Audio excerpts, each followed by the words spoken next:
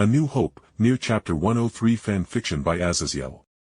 Please subscribe to this YouTube channel for listening and patreon.com/Azazyel to read all of Azazyel's stories. A full week had passed after that meeting with Ozpins' little secret cabal, and while the Ironwoods fleet of battleships continued to fly over Vale's airspace, I had YoRHa continue their efforts in mining out the blasted remains of the shattered moon and continue to build up their forces and even begin creating actual spaceships that followed the gradually enlarging space station that was locked in orbit around Remnant. Honestly, for all I cared for my team, I realized something a bit awkward, as I had spent some 6 months here on Remnant, and other than actually becoming decent in melee and strengthening my magic, I didn't have anything major to show for all the time I had spent here. And if I wanted to become an immortal world traveler, I clearly needed to leave the world, as this one had no real methods of providing powerful systems of prolonging my life. Thus, it was clear that I needed to wrap things up here in RWBY and move on with life with my team following if they wanted to, especially Jean and Weiss, for a number of reasons. "Pyrrha, you want to spar again?" I offered, stretching as I took out my virtuous contract that had been enhanced with dust to be even more durable and be able to channel large amounts of stress and heat from my various magics. Pyrrha, who just finished beating Jean to the ground after she finished catching up with the blonde knight that was spraying her down with her new laser minigun, smiled at my question, as she was still the most skilled fighter on the team after I beat the stupid feelings she had about used her semblance in a fight out of her by abusing her with my magic and semblance. "Very well, but no locking me in place with your semblance, Jake," Pyrrha said, smiling as she twirled her spear into its sword form and raised up her shield, and spun across the ground as she bled off the momentum of the lightning bolt I slammed her with after she agreed to the fight. Then as I threw some more magic at her, I dodged backward as a bowling ball-sized metal spiked ball flew through the air where my head was previously, and I grinned, seeing how Pyrrha was such a much more interesting opponent as she used her semblance to throw metal shit she could control everywhere. Granted, she couldn't micromanage countless objects with some kind of secondary part of her semblance like Glinda had to her telekinesis that could control stuff down to their very atoms to fix broken objects by merging them together by the very atoms.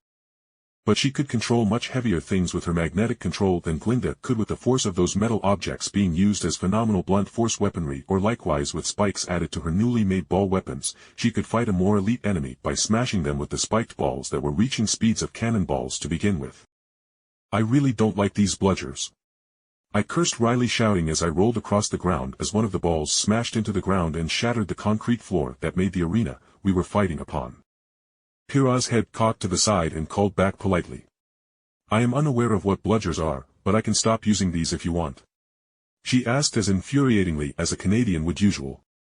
In response, I dove from another insane bludger, but in my diving, I opened a portal with my semblance as I closed the gap from the space between where I was diving to the point of right behind Pyrrha, so once I came out of the portal I landed atop Pyrrha with her atop of me and my arms and legs wrapped around her neck as I put her in a chokehold, and with her above me she couldn't use her semblance drive balls of doom to crush me if I was atop her instead. "Give!"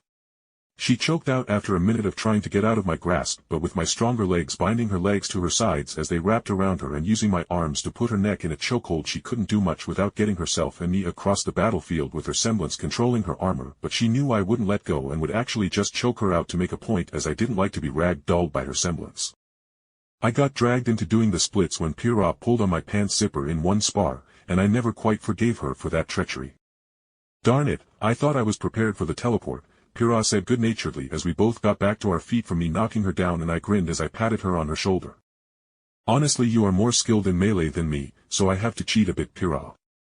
Anyway, I am going to go take a shower as chasing to fight Ruby has made me sweaty." I then looked at the other 4 girls on my team. "Girls, tonight we need to talk, as I got some important things to talk about, all right?" I shouted to them all, nodding. If I dragged them all to a different universe, it wouldn't be necessarily all that bad at all. As my guardian had grown powerful enough with all the grim and darkness, I had absorbed that I could open a stable portal to wherever I had the magical coordinates to go. And it's not like I was abandoning the world of Remnant and we couldn't come back to visit, as it would literally only take me like 5 minutes to walk through the void between realms back for them to visit family.